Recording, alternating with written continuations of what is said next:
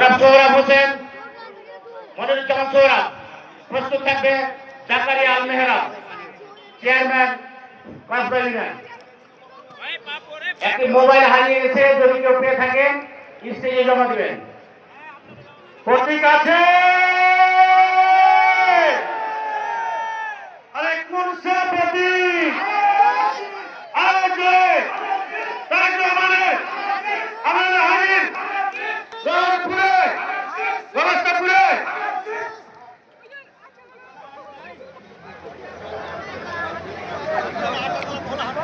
নারিকেল নারিকেল দেখি। বিসমিল্লাহির রহমানির রহিম।